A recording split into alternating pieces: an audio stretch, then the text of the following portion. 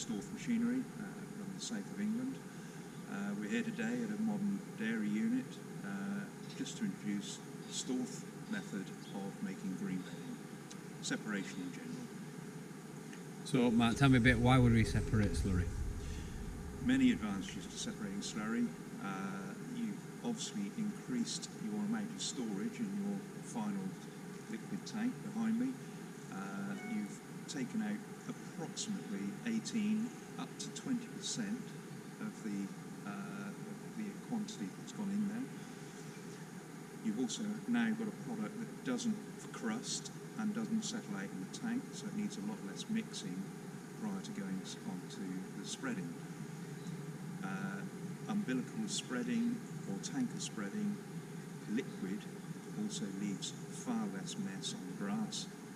It goes in a lot quicker. You can put the cows back on the grass a lot quicker. So Mark, tell me about the nutrients in the slurry.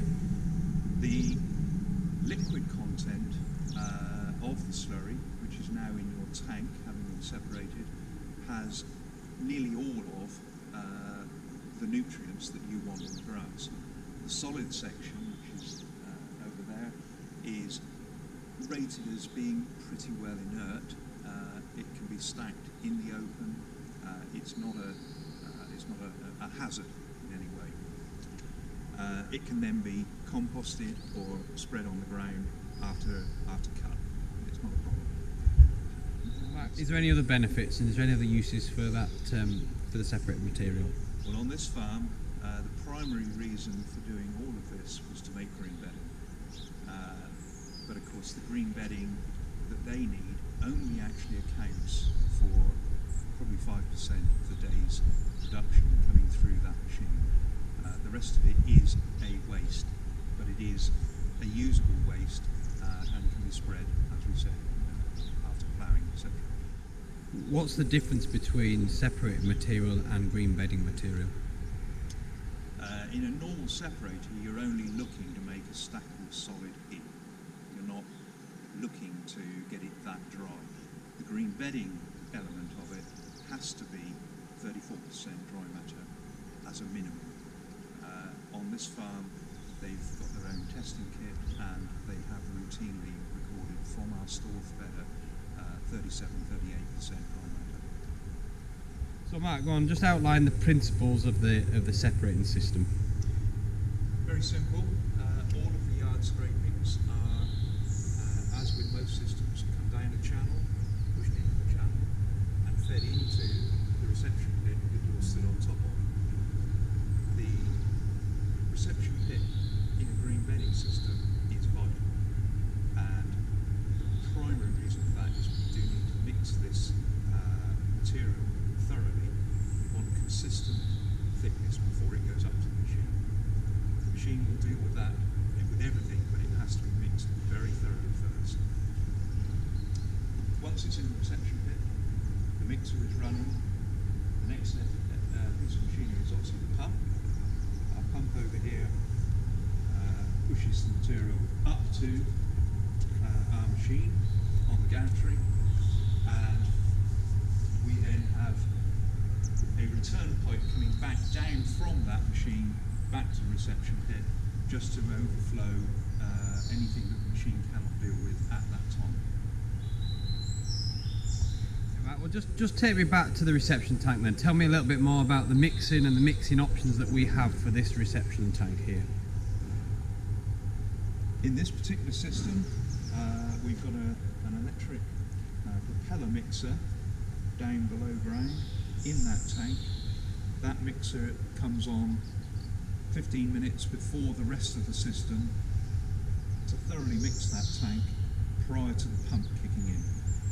The pump and the separator then come on together and will produce the day's bedding nearly always for about 8 o'clock in the morning. Cool. And how big is that tank, and how big would you advise that tank? This particular tank is 11 metres long, 3 metres wide and 4 metres deep, so it is a big tank. Many other tank sizes can be obviously installed. The farmer here had the luxury of a lot of space and put in a tank that's big enough to accommodate 2 or 3 days supply without running the separator. Excellent. Okay, so we've got it mixed, various options on the mixer. Tell me a bit about this pump then. We have here a very standard Storth long shaft pump. This particular one is 10 feet long. It's an 11 kilowatt 3-phase pump, and it has the ability, should it be needed, they can actually mix with this pump. It's got a jetter nozzle below the level that they can move the nozzle around, which will direct the flow around the tank inside, just to provide additional mixing. In its present form as it is, it simply feeds through this pipe into the pipework on the gantry to take the slurry up there, and all of our returns come back down this pipe. Before we go up to the separator, Mark, we're obviously going to turn the system on. Do you want to just tell us a little bit about the control panel, how it works? Looks like a big complicated box to me. It's actually very, very simple. This is a very standard panel that we use. This one controls the pump and the separator, and it's linked to the second panel here, which governs the independent mixer. They're all connected to floats, so that should the pit be very full, it will cut in automatically.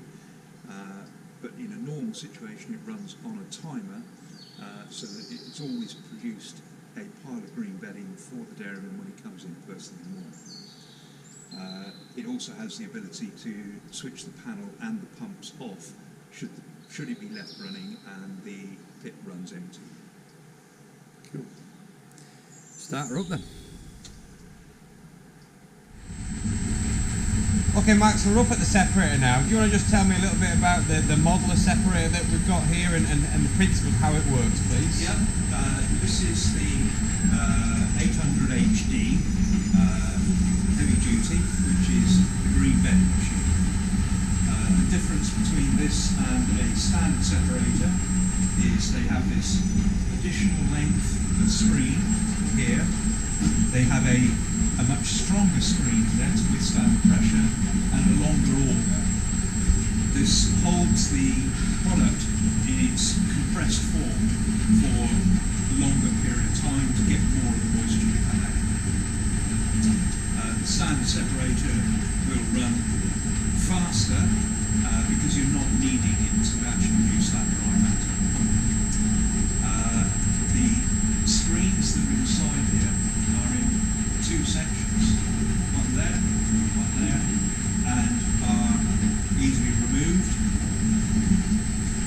That is a brand new screen for this machine for its next service. As you can see, it's extremely strongly made. It's all in stainless steel, as is the other one, as is the auger that goes down through it. They come in two sizes. This is a 1 mil gap to allow the moisture out through it. If we were working on pig slurry, they work on a 0.65 mil slot.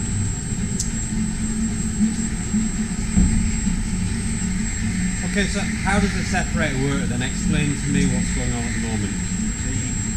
The slurry from the pump that we saw down below is pumped up to the machine through this pipe into this hopper. It can fill the hopper to this level. That gives the machine enough to work with. Whatever it fills past that point can flow away back down to the reception pit. Okay, so where's this pipe going up to, Mark? This one up in the air? We give it a breather up there. It is literally to stop it siphoning the material out of the machine.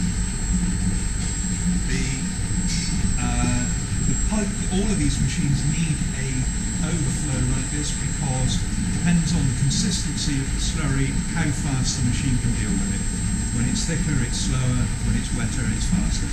This is behind the separated building, just to show you that that is where the separated liquid exits the machine deck, comes down and across and into our storage tank.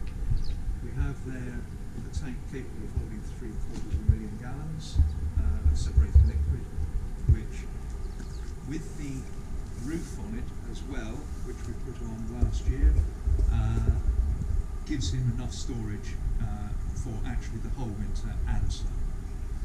What sort of cow numbers is he on? He's milking at the moment 350.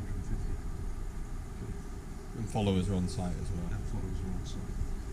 The whole intention of the system is that eventually the dairy will be capable of milking 500. We're underneath the separator, and as you can see, the building is built especially for this. It's essential that if you're trying to make green bedding, you want the building as weatherproof as possible. You want to make the stuff as dry as possible at the start, but keep it dry and use it fresh. And this system that we've got here, green bedding comes into this room where we are. They make enough for the bedding for that day, and that can take, it doesn't take any more than a couple of hours. Once they've got enough there for bedding, you don't need the rest of the day's slurry production to come into this room. So we provide them with a chute that they can direct that flow outside into a collection yard and can be dealt with in the current manner. So Mark, what are the cost implications and what's the benefits financially of green bedding? Cost implications are the main driver, I would say, of people going on to green bedding when they've got rising prices of sawdust, chopped straw, miscanthus, any of the other beddings. People paying £30,000–40,000 a year for their bedding and rising are attracted to green bedding when an installation cost in the region of £50,000 for the machine, all the controls and the pumps, etc. And that's an installed price. So in a lot of cases, payback is very often in the second year of operation. We're back where we started. I've run through the basics of the separation system. Thanks for watching the video and joining us today. If you'd like to know more information, please do contact us by the storth head office, and I will see you again.